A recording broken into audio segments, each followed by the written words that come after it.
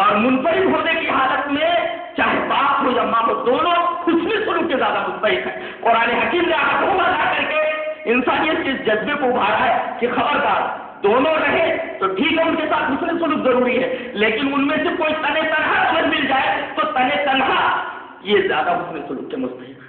کیا کلام ہے، کیا بات ہے اس وقت، یہ اللہ ہی بول سکتا ہے۔ یہ ترتیب خود بتا رہی ہے کہ کسی انسان کا کلام ہوگا۔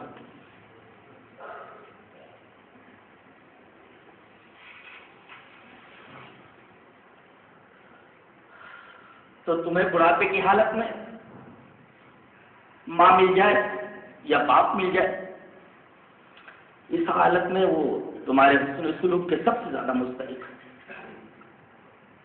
دونوں میں سے ایک، دونوں مل جائیں تو بھی ان کے ساتھ حسن سلوک کرو۔ اور اس کے بعد 5 احکام دیے گئے، 2 احکامات طلبی ہیں اور 3 احکامات ایجابی ہیں۔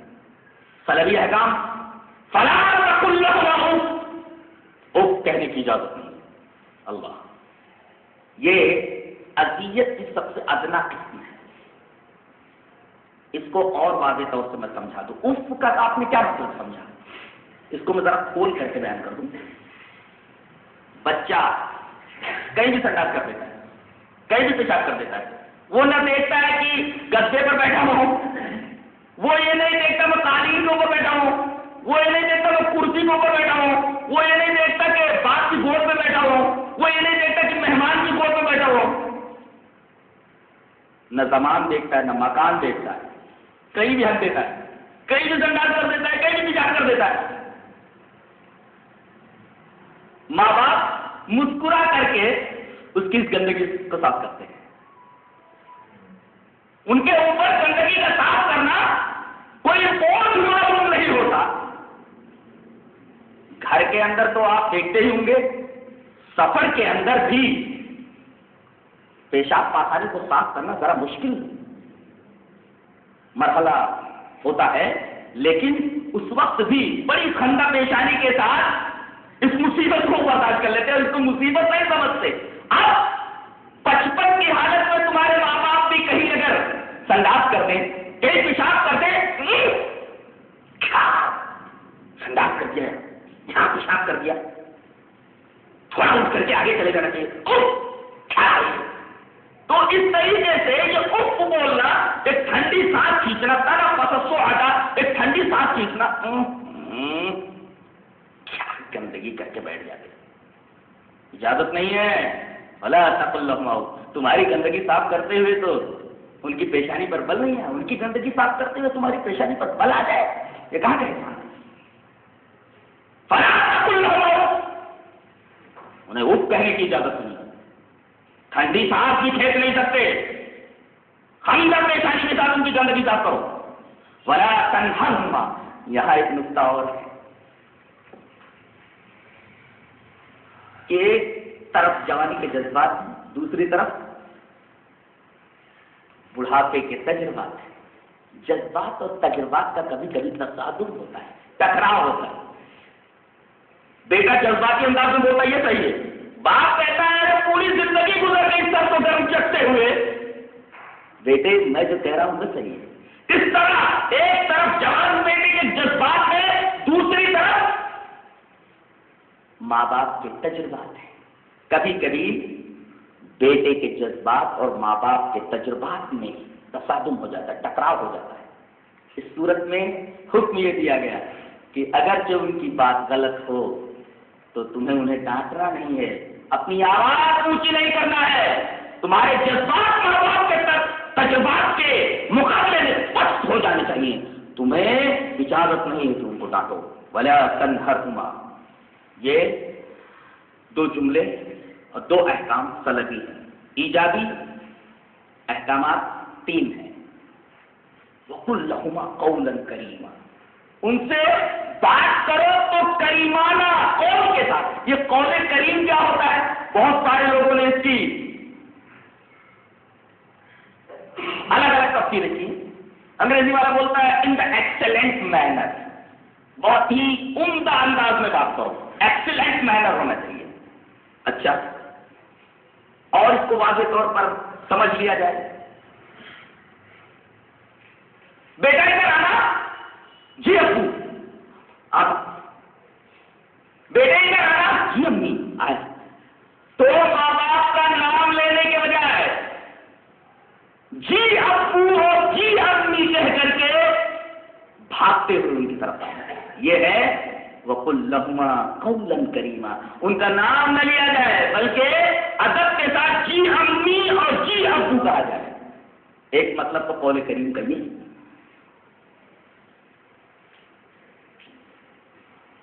اور ایک مطلب یہ بتایا ہے کہ قول کریم کا مطلب کلام العبد المذنب لسیدہ الفضل الغلیظ. اچھی تفسیر کی ہے عربی والے. کیا کہا کہ جیسے ایک غلطی کرنے والے غلام کی بات ہوتی ہے، ایک سخت دل اور سخت زبان آقا کے سامنے. کسی غلام سے اگر کوئی غلطی ہو جائے اور اس کا آقا انتہائی بدزبان ہو، انتہائی سخت دل ہو، بڑا جائر ہو، بڑا سخت ہو، تو ایک غلطی کرنے والا خادم، غلطی کرنے والا نوکر بطور خاص غلطی کرنے والا غلام کس انداز سے بات کرے گا؟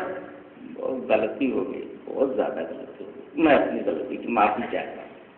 اس لیے کہ وہ جانتا ہے کہ اگر تھوڑی سی آواز بلند ہوئی تو ایک تو یہ بدزبان ہے اور دوسرے سخت دل ہے، جھوٹے سے مارتا، بہت مارتا ہے.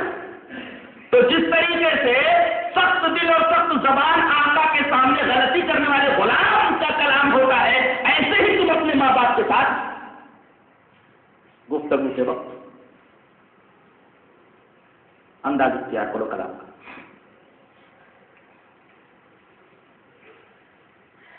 یہ تو رہی قول کریم کی تفسیر، جو پہلا ایجابی حکم ہے. دوسرا ایجابی حکم وَاخْفِضْ لَهُمَا جَنَاحَ الذُّلِّ مِنَ الرَّحْمَةِ. تم ذلت کا بازو ان کے لیے جائے رکھو، پست رکھو.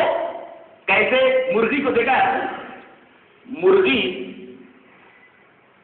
چنتی رہتی ہے، اس کے ارد گرد اس کے چھوٹے چھوٹے چوزے، چکن، وہ چنتے رہتے ہیں. جیسے ہی مرغی کو احساس ہوتا ہے کہ میری دشمن چیل قریب آ گئی ہے، فوراً خطرے کا احساس کر کے ایک قسم کی آواز نکالتی ہے. سارے چوزے خطرے کے اس الارم کو سن لیتے ہیں اور جلدی سے اس کے قریب آ جاتے ہیں، اور مرغی اپنے پروں کو پھیلا کر کے سارے بچوں کو اپنے پروں میں سمیٹ لیتی ہے. یہ استعارہ ہے ماں باپ کے لیے. وَاخْفِضْ لَهُمَا جَنَاحَ الذُّلِّ. اس طرح شفقت کرو، اس طرح ان کی رعایت کرو، اس طرح ان سے محبت کرو جیسے ایک مرغی اپنے چوزوں کے ساتھ کہ ہر خطرے سے، ہر پریشانی سے، ہر تکلیف سے اپنے بچے کو بچانے کی کوشش کرتی ہے اور اپنے بازوؤں کے اندر خطرے کے وقت تکلیف کے وقت لے لیتی ہے. یہی رویہ تمہارے ماں باپ کے ساتھ ہونا چاہیے. اور ایک نقطہ کہیں اور میں نے پڑھا تھا کہ پرندہ جب اڑتا ہے تو اپنے بازوؤں کو پھیلا کر اڑتا ہے، لیکن جب اترتا ہے تو اپنے بازوؤں کو سمیٹ کر اترتا ہے.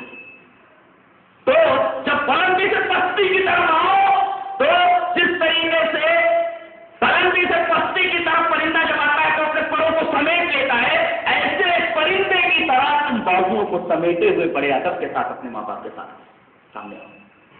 کیا انداز ہے، کیا بات ہے، کیا کلام، سبحان اللہ. اور اس کے بعد رحمت کی قید لگائیے کہ تم ماں باپ کے ساتھ اس نے سلوک کر رہے ہو، یہ سلوک رحمت کی بنیاد پر ہونا چاہیے. علی اساس الرحمت القلبیہ. دل میں تمہارے رحمت کے جذبات ہوں، ریاکاری نہ ہو دنیا کو دکھانے کے لیے کہ ماں باپ کے ساتھ میں حسن سلوک کر رہا ہوں، دنیا دیکھے کہ ماں باپ کو اچھا کھلا رہا ہے، ماں باپ کو اچھا پلا رہا ہے، لیکن دل میں یہ تمنا یہ بڈھا کب گھر سے جاتا ہے، یہ بڑھیا کب گھر سے نکلتی ہے.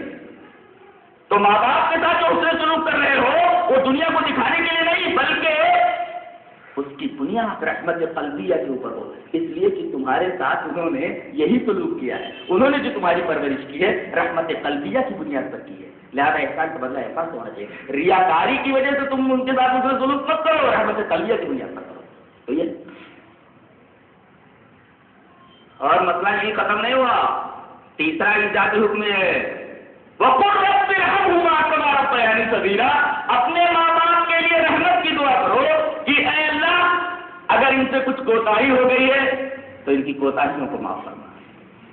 اگر وہ شرک کے اوپر ہے تو بڑے ادب سے ان کے مذمت کی جائے اور انہیں شرک سے دور رہنے کی تلقین کی جائے، اور اگر وہ موحد ہو جائے تو ان کی ہر بات آپ مانیں، سوائے اس کے کہ کوئی ایسا حکم دے جس میں معصیت خالی ہو۔ ان کے لیے دعا بھی کرتے رہو کہ اللہ ان سے جو کوتاہیاں ہو گئی ہیں ان کو تم معاف کر۔ اور آگے اللہ تبارک و تعالیٰ نے یہ فرمایا ربکم اعلم بما فی نفوسکم، اللہ جانتا ہے تمہارے دلوں میں کیا ہے۔ اسی طرح اشارہ ہے کہ ماں باپ کے ساتھ جو حسن سلوک کر رہے ہو اس کا بدلہ اللہ تعالیٰ تمہیں دے گا، اس لیے کہ وہ دلوں کے حال کو جانتا ہے۔ تم ان کے ساتھ حسن سلوک کس بنیاد کی وجہ سے کر رہے ہیں، کس بنیاد پر کر رہے ہیں؟ دنیا کو دکھانے کے لیے کہ رحمت قلبیہ کی بنیاد پر۔ ایک جگہ تو اللہ تبارک و تعالیٰ نے اپنے شکریہ کے ساتھ والدین کے شکریہ کو جوڑ دیا، جہاں اپنی توحید عبادت کے ساتھ ماں باپ حسن سلوک کو جوڑ دیا، اور ایک جگہ اللہ تعالیٰ نے اپنے شکریہ کے ساتھ ماں باپ سے والدین کے شکریہ کو جوڑ دیا۔ کہاں ہے وہ؟ سورہ لقمان ہے۔